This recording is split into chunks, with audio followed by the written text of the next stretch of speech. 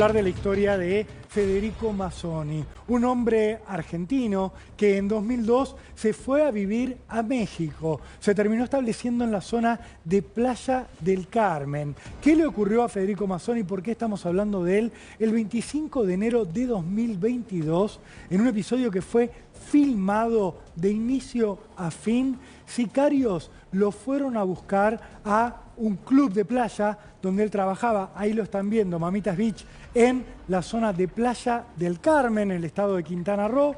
Preguntaron por él, lo abordaron, parecían personas totalmente normales, comunes, clientes, se quiere. De fondo ven un jet ski. Estos hombres se van a acercar a Federico, van a preguntar por él, lo van a abordar, lo van a llevar luego a un baño. Ahí estamos viendo los primeros momentos de esta secuencia. Terminan en el baño asesinándolo a balazos. ¿Por qué les contamos que había un jet ski en la playa en el momento en que ingresan los asesinos? Porque van a huir justamente utilizando el jet ski como método de escape. Se van, ven, acaban de cometer el asesinato. Dos de los criminales salen a la playa, suben al jet ski y escapan. ¿Qué vamos a hablar y qué les vamos a contar ahora? Que hay uno de los asesinos, Luis Gustavo Jiménez, que ha sido condenado a 37 años y medio de cárcel por este crimen. Quedan dos prófugos todavía, Sole, y hay una familia, la de Federico Mazzoni, que había nacido en Córdoba, que necesita hablar, que necesita contar lo que está viviendo. Sí, y que siempre fue muy hermética, que no pudieron hablar en su momento. Ustedes imaginan que Federico estaba a punto de cumplir 20 años de residencia en el lugar, toda una vida, y muy querido, por lo menos por lo que pudimos en su momento saber, muy querido por la comunidad de argentinos que vivía en la zona. Pero este crimen fue uno de esos crímenes que fue muy resonantes porque se empezaba a romper esta paz económica, hay que decirlo, que el narcotráfico tenía con las zonas turísticas mexicanas. Este fue un crimen que marcó una bisagra y empezó a verse México, aún en los lugares más turísticos, muy peligrosos, porque los narcos se atrevieron a ir a un lugar y a escapar en jet ski, como lo acabábamos de ver. Las imágenes que vemos son, por supuesto, de Federico Mazzoni y, como decías, una familia destruida. Parte de esa familia está en estos momentos en Córdoba con Belén Bianchi. Belén, muy buenas tardes. Soledad, Rolando, muy buenas tardes. Así es, estamos con Matías, el hermano de Federico, quien recién, me decía que dentro de todo está conforme con la justicia, precisamente cómo actuó a 4 años ya, lamentablemente, de la muerte de Federico. Matías, ¿cómo estás? Buenas tardes. Los escucha también a ustedes en el piso, chicos. ¿Cómo están? Sí, absolutamente estamos, no sé si la palabra es contentos, pero satisfechos con esta condena que es no tiene precedentes, es ejemplar. Y no solamente la condena, el monto de la condena en años, sino la rapidez, ¿no? También es algo inusitado, digamos, para la justicia mexicana.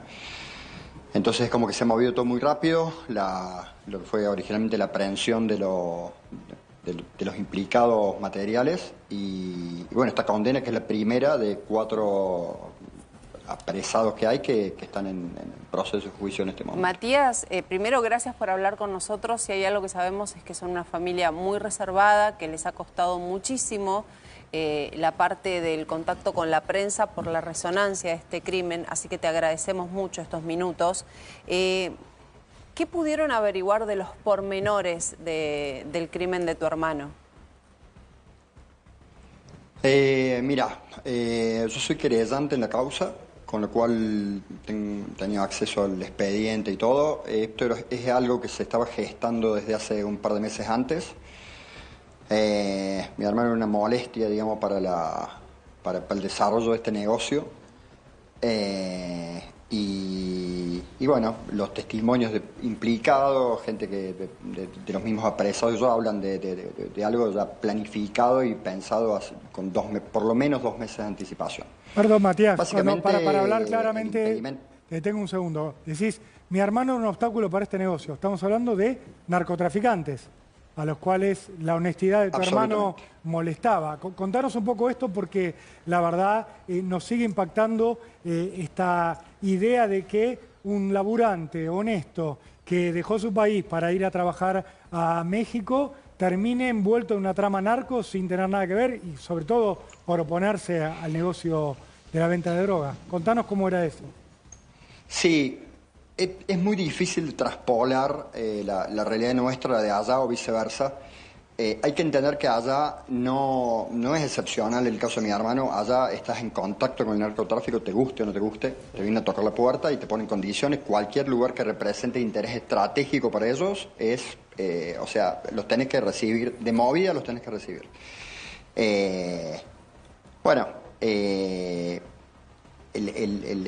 digamos, las trabas que ponía mi hermano y demás, bueno, obviamente derivaron en esto, que fue sacárselo de encima, también como escarmiento, como ejemplo para otros que a lo mejor estaban en la misma situación, pero hay que entender cómo funciona allá, que no tiene punto de comparación como es acá. Allá llegan los cárteles a supongamos un club de playa y te dicen, bueno, vos a estos dos le vas a dar 2 remeras de tu club de playa y lo vas a dejar vender acá, o sea.